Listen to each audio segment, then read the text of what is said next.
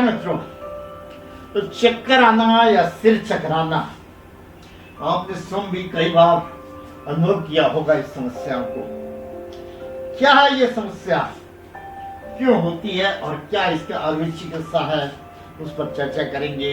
मैं डॉक्टर राम अरोड़ा, उज्जैन से एक आयुर्वेद चिकित्सक, आप सबका हार्दिक स्वागत है।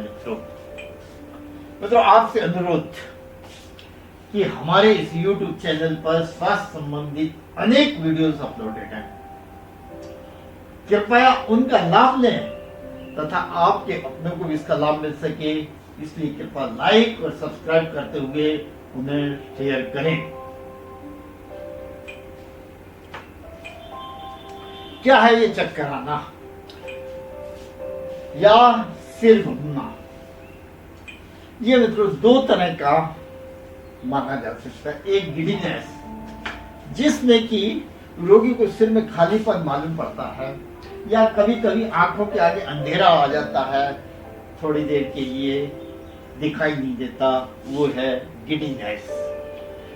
इसमें रोगी को ऐसा नहीं लगता कि कोई चीज घूम रही है या सम घूम रहा है, लेकिन जो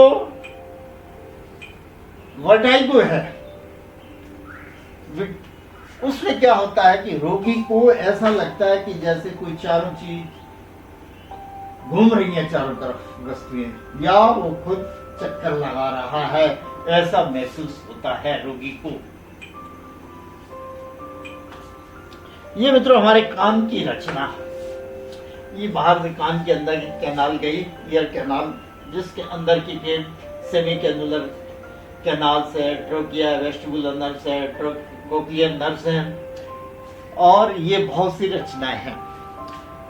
हमारा बैलेंस कान से भी बहुत ज्यादा रहता है, हमारा संतुलन जो बनता है।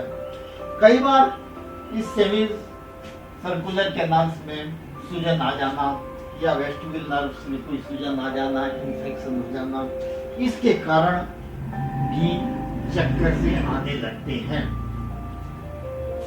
और ये इसलिए दो तरह से चक्कर को डिफाइन किया गया है। एक तो पेरिफेरल यानी कि जो दिमाग से अलग है, यानी कि कान के कारण की समस्याएं के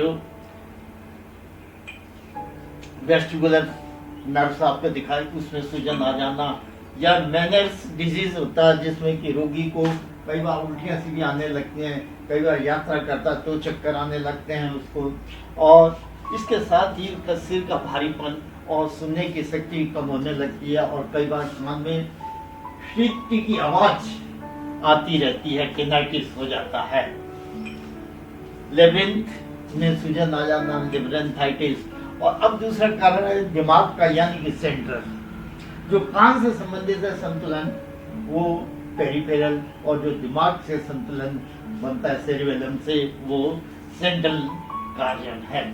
इसमें माइग्रेनस वर्टाइगो, जब शरीर में रोगी को माइग्रेन का अटैक आता है, दौरा पड़ता है, उस समय भी रोगी को चक्कर से आते हैं, सिर घूमता है।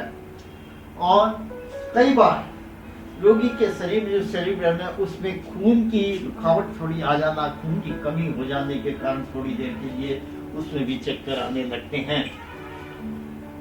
मल्टीपल स्क्लेरोसिस, ये कि जो हमारी स्पाइनल कॉर्ड या ब्रेन है, उसके ऊपर एक लेयर रहती है, उसमें खत्म होने जाना, लेयर का कट हो जाना, सूख जाने के कारण भी मल्टीपल स्क्लेरोसिस हो जाता है, जिसके कारण कई सी समस्याएं हो जाती हैं, संतुलन भी नहीं बन पाता, रोगी को खड़ा भी नहीं हो पाता।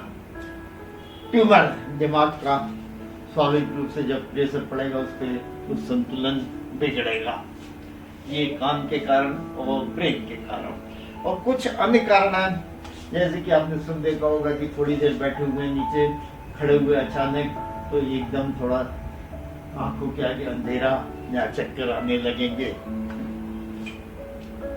कार्डियक इरिथमिया, हार्ट की बीटिंग जो रेगुलर है इरेगुलर हो जाना, उसके कारण भी रोगी को चक्कर आने लगते हैं।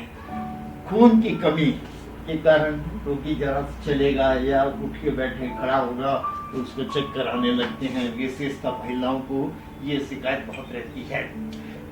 इसका कैसे डायग्नोसिस करेंगे, कैसे पहचानेंगे? तो सबसे पहले तो उसका शारीरिक परीक्षण, खून की कमी या और कोई समस्याएं तो नहीं है। इसके अलावा अगर जरूरत पड़े तो दिमाग के लिए या कान के लिए MRI, CT स्कैन, एक्सरे आदि कराना, और हार्ट की समस्या के लिए कि हार्ट की इरिथमिया तो नहीं है, ECG कराना उसके लिए। वेस्टिबुलर टेस्ट जैसे वेस्टिबुलर आपको बताया उसमें। और अब आयुर्वेदिक मैनेजमेंट क्या है, किस तरह से आयुर्वेद से इसको चक्रों को ठीक करेंगे? तो इसके लिए मित्रों नस एक बहुत ही अद्वितीय आयुर्वेदिक प्रक्रिया है, जिसमें कि नाक से विभिन्न तरह के औषधि युक्त घी या तेल डाला जाता है, जो दिमाग में जाते हैं। शिरोधारा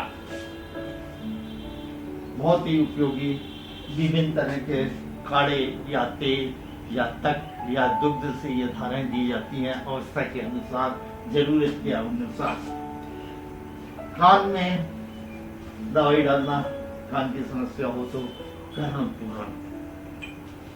और आयुर्वेद के पंचकर्म प्रक्रिया जो कि शरीर का शुद्धिकरण करती है और प्यूरिफिकेशन करते हैं, डिटॉक्सिफिकेशन करती है, उसके लिए आयुर्वेद पंचकर्म। कुछ घरेलू औषधियां हैं जिनका उपयोग किया जा सकता है, जैसे कि अश्वगंधा, जो कि दिमाग को नसों को ताकत देता है, बहुत अच्छा।